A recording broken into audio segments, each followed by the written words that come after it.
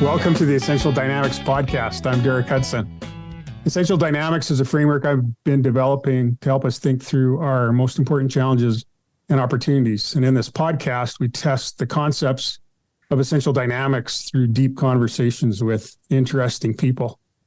Today, I'm really thrilled to welcome Lisa Sharapata to the podcast. Lisa, welcome, and thanks for being an interesting person ready for a deep conversation. How are you? I'm great. Thanks. How are you? I am fine. And I have to tell you, I'm really excited about this particular conversation ever since I ran into the Arbinger Institute and its material. And that's why I tracked you down. So Lisa, you're new to the Arbinger Institute. Maybe you could just tell us just a little bit about your background, and then we'll get into Arbinger in a minute. Yeah, absolutely. Prior to Arbinger, I've been in the B2B tech space for over a decade. And before that, in a variety of other roles, companies that were, pretty different and unique from each other. But I originally started off in the agency world as a graphic designer. So I kind of feel like I'm coming full circle here at the Arbinger Institute. It's a really interesting journey. And you said that you just moved from Chicago. Is that your hometown? I grew up in Wisconsin, right over the Illinois border, and then I actually moved out to Denver for 7 years after college, and then I moved back, and then I moved to the Chicago area. So I would not say it's my hometown, but I definitely, grew up kind of between Milwaukee and Chicago, and going to both of those cities and spending a lot of time there. Yeah, I was telling you just before we started that I lived in Chicago for a year. Just love the city and the vitality, diversity, architecture. It's a great city for like 3 years or 3 months of the year. Oh, come on. It's cold. Yeah. Well, maybe 4. No. Yeah. And you're talking to me, and I'm up here in the Great White North, where when the groundhog sees the shadow or doesn't see the shadow, whatever brings 6 more weeks of winter, we think that's a break.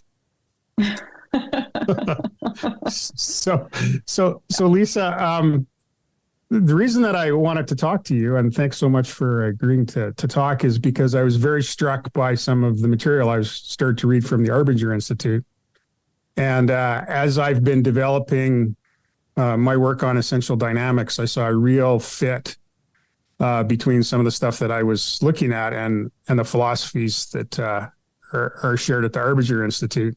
So I went into sort of stock mode on LinkedIn and tried to find who I knew that knew somebody that knew somebody. And while I was doing that, and I do have, there's a previous podcast guest or two that are connected with some people at Arbinger in Utah. I think I saw your post saying, I just joined Arbinger and I'm really excited. And I thought, okay, this is the person I need to talk to.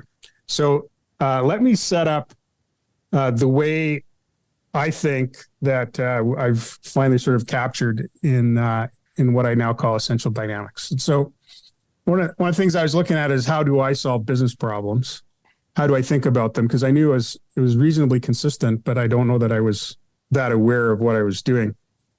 And it all came together when I thought, it makes sense to accept the fact that things are hard in life and that there's opposition. And one of the ways that kind of is more palatable to us or more fun is if we think about the idea of an epic quest. Because in a quest, if there's no opposition, there's no story. And so as I explored that, I thought, well, in a quest, you have really, there's only kind of 3 essential elements. There's the person that sets out on a journey, which is the second thing, to achieve some important purpose. So there's people and path and purpose. And if we take a look at organizations and we break things down into kind of those elements, and then consider the impact of opposition, we learn some interesting things. And so I looked at purpose and recognized that most organizations actually have more than one purpose, that we have to deal with conflicting objectives sometimes. when I look at the path, I think about the things that move you forward on the path and things that hold you back. And I refer to those as drivers and constraints. And I got that much. And then I got to the people and I thought, well, what's the conflict with people? What's the inherent sort of dynamic forces? And what I came up with was, it's really the collision, I guess, of people wanting to be an individual and be in charge of themselves, and people wanting to belong to a group and being part of a group. And then from the other side, as an employer, we want people to do what we tell them to do. And we want them to bring all their creativity and motivation to the game as well. And so that sets up this conflict. So when I read Leadership and Self-Deception, I recognized sort of a kindred. Well, actually, no, I had read that book just before I started this. And it came back to me and I thought, yeah, there's something to this people question that we don't spend enough time talking about. And so I would like, I guess where I'd like to start is, what attracted you to the Arbinger Institute? And the second question would be, what's it like now that you're there in terms of this philosophy about people that Arbinger carries? I mentioned I've been in B2B tech for over a decade. And one of the many repeated themes that I've been seeing recently is this growth at all costs mentality. And, that's a problem for a number of reasons. One of which is you can't create a repeatable, scalable go-to-market strategy when you have a growth at all cost strategy. So, you're starting to see all of these B2B tech companies with major layoffs and problems happening. And I mean, this was what I, again, had just been seeing time and time again. So, I'd already kind of made the strategic decision, like whatever role I take in my next position, wherever I go, I want to be on a team with people who understand inherently that you can't just throw money or more people at problems to scale. And it starts with the mindset, really, of building how you're going to build this. And so I didn't know where that would take me, but I knew that I wanted to be in a culture where that was the mindset. Ironically, I ended up at a company where all change starts from this concept of mindset, and they're not totally related, but the whole concept behind what Arbinger is saying is this theory around there's an outward mindset and there's an inward mindset. And with an outward mindset, which is not human nature, it's not our first instinct, you are then able to see other people as people and see how you impact them and their impact on you. And ultimately, the idea is to then be able to get to a place where you're coming together, building a relationship that will ultimately drive the results that you're trying to drive. And without that, when you're basically, there's a lot of friction and you're working against each other, and you can have whatever leadership training you want or whatever things put in place at any organization or in any place in your life, really. But if someone's just telling you, you need to go in and change these behaviors, you need to do things this way or the highway, people may change for a short term or while they're being micromanaged and someone's looking, or they may even try to make some of the changes, maybe to be a better leader. They've learned they need to do a better job of listening, and they've learned X, Y, and Z listening skills.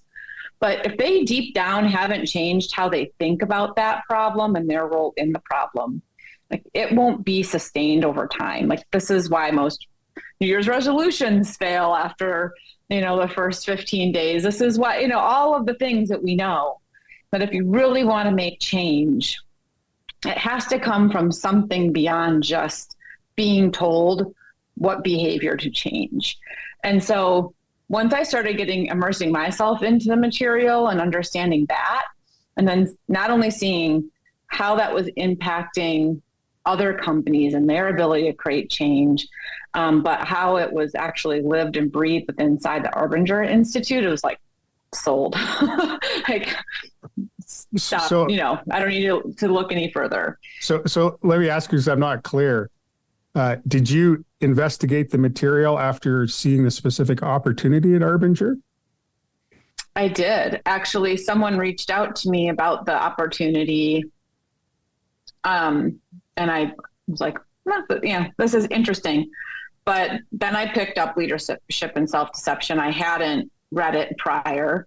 And I was like, I like this. This is, and then as part of the interview process, they gave me access to their Outward Mindset online course, so I could do that myself. And then actually, as I was going through the interview process too and getting further along, I went to a two-day workshop that was actually being held for the Air Force. And when I saw, there's like some high-ranking Air Force personnel in this course. And when I saw how this is breaking down barriers with that audience, I'm like, if this works in this setting with this group, like, it can work with anybody, I would think. And it was just really compelling. That I started to immerse myself more and more in it as I got deeper in the interview process, but I was not aware prior to. It was what you were looking for, though. It was. Just didn't know it. That's fantastic. So much there, because I really want our listeners to understand a little bit more about the Outward Mindset, and trying to think of the best way to introduce that. So my experiences with Leadership and Self-Deception, at the time I read the book, I was the CEO of an organization with 1,500 people. There was a bit of a conglomerate that supported economic development, tourism in our city here in Edmonton, and there were lots of forces at play, including a decision by our owner, the City of Edmonton City Council, to break up the organization. So that decision had been made. I was the leader of these people who were in turmoil, and then I read Leadership and Self-Deception, and I would say to everyone who's listening and everyone else, you should read the book, but be prepared to get hit pretty hard. That was my experience anyway. Because one of the things that it teaches you is maybe sometimes when you're being a great people person, you're doing that because you're trying to get people to do something, and not because you really, really, really care about those people. In fact, you may even care about the people, but you're still maybe motivated by other things. Is that a fair judgment? Yeah, I absolutely. And I think the other point that's made in there that we probably don't think about as much is that most people can tell the difference.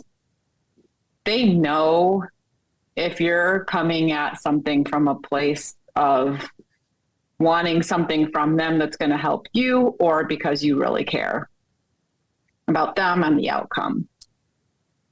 So if we can see it as sort of recipients, why do we have such a hard time in organizations and institutions and as leaders, or even just as people, in terms of how we treat other people? Yeah, the book goes into this in depth, and I do think it's complex and it's hard to just explain at a very scratch the surface level. But the book will talk about being in the box or out of the box, and this concept of being quote unquote in the box is that you're looking at other people basically as either a vehicle or an obstacle or irrelevant. And you're also then coming from a place of either deserving something, being better than somebody, being worse than somebody, or need to be seen as something specific. And when you are approaching any challenge, any problem, any desired outcome from one of those places, inherently there's just going to be a lot of problems that go with it. And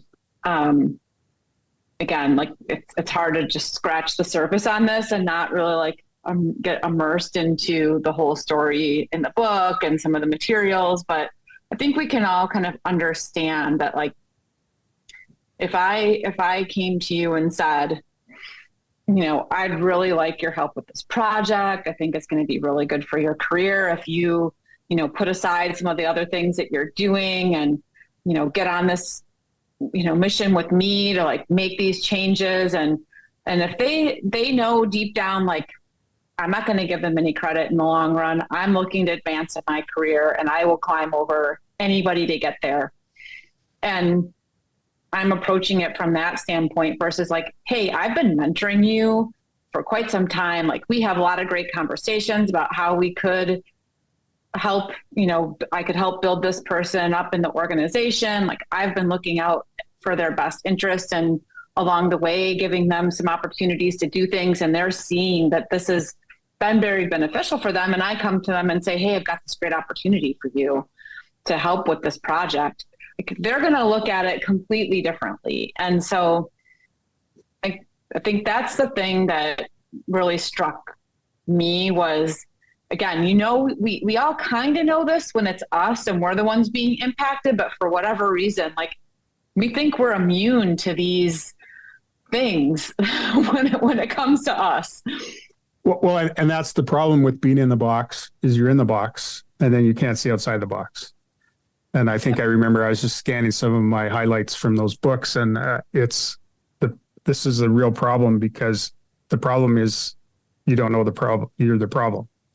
Right. And that's this whole concept around self-deception, right? Right.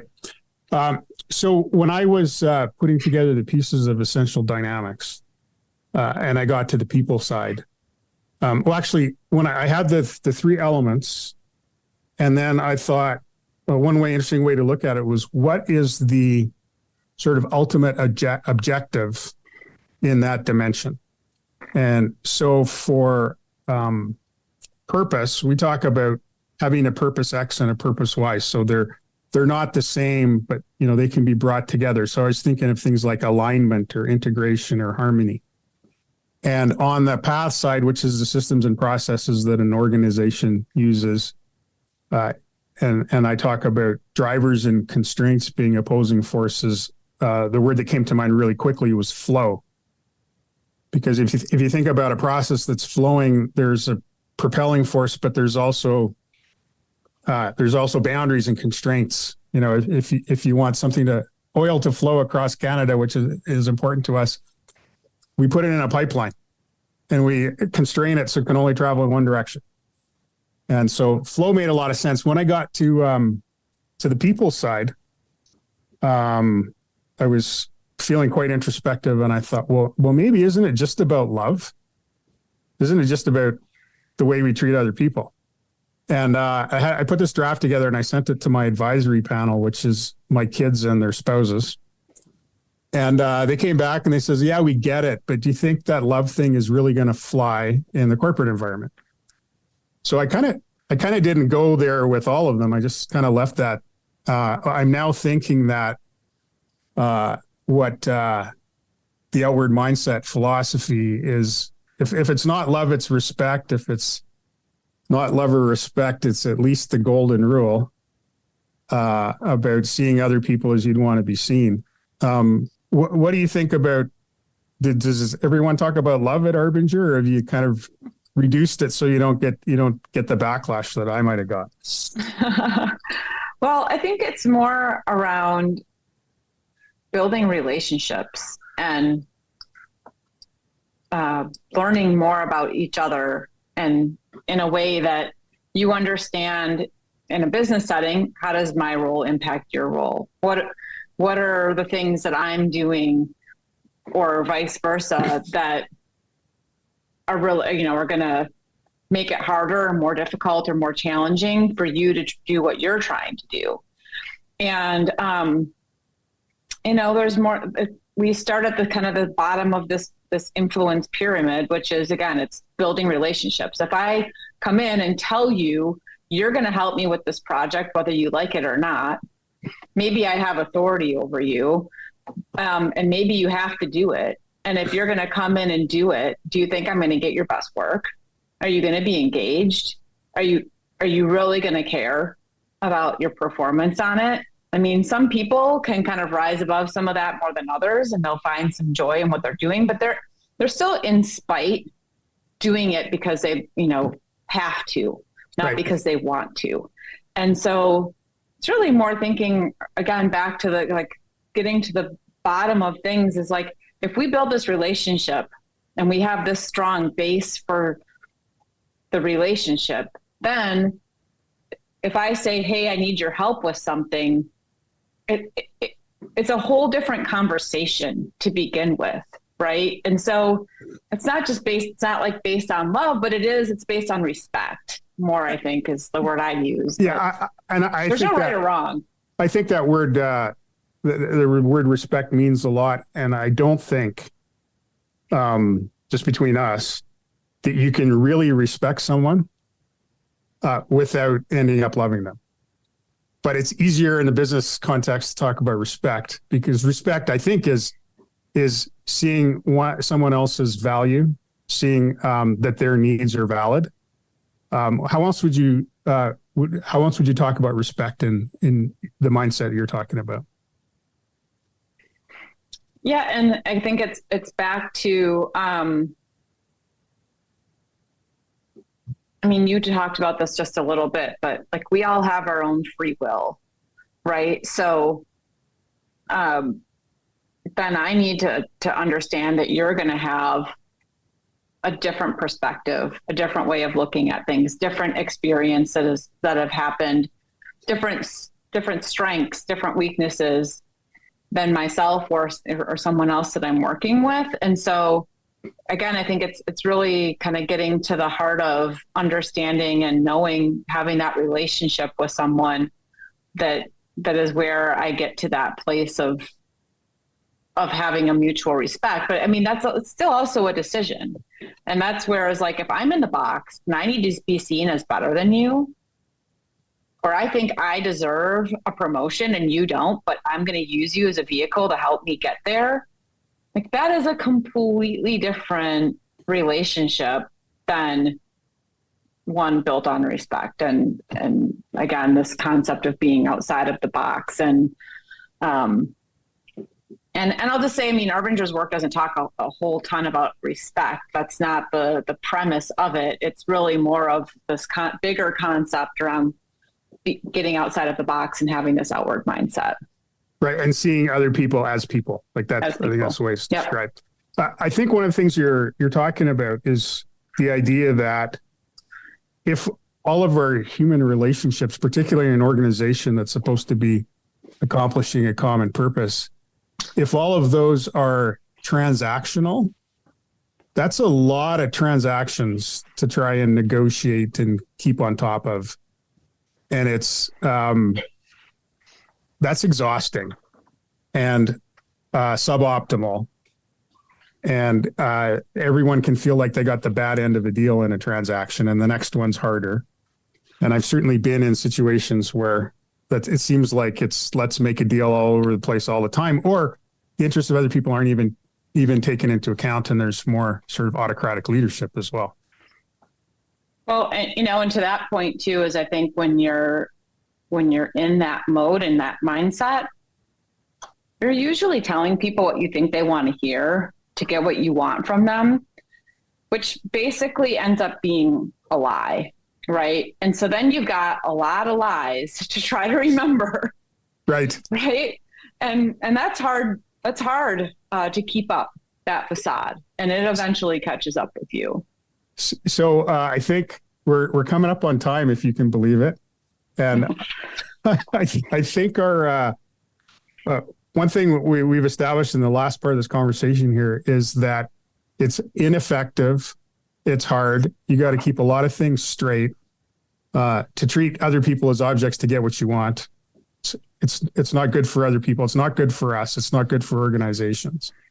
What I'd like to do, if you are willing, is to get back together again And let's talk about what it's like to build in that outward mindset in an organization. And because that sounds like a lot of work too, but it seems like a different kind of hard work. Yeah, absolutely. Absolutely. Would love to do that. If you're willing, let's kind of leave this as a cliffhanger. We've established that the way not to do it is hard. And let's get back together and talk about another way of looking at it. And one of the things I really love about the way you describe it is you can change that mindset. That's a very definite thing. It's a decision that you make. And that a change in mindset can change everything. Would you say that's the case? Exactly. Yep. All right. Well, thanks very much, Lisa, for being on the podcast today. If people are interested in your work and the work of your organization, what's the best way to find them? What's the best way to find you? All right. Well, Arbinger. So it's arbinger.com. It's ARBINGER. So that is where to find our work. Our books are on the site, and full disclosure, I'm in the process of rebranding and redoing that whole website, but it's still all on there. All right. And that's your baby.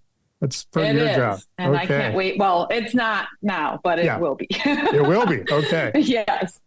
Right now it's adopted, but I'll make it mine. Make it legal. Okay. And then LinkedIn is the best place to find me. It's just LinkedIn / Lisa Sharapata. Lisa Sharapata. It's there's only one of them, and I found you, so it's other people can too. So Essential Dynamics podcast is brought to you by Unconstrained, my consultancy. We help leaders work through their trickiest opportunities, and you can find us at getunconstrained.com.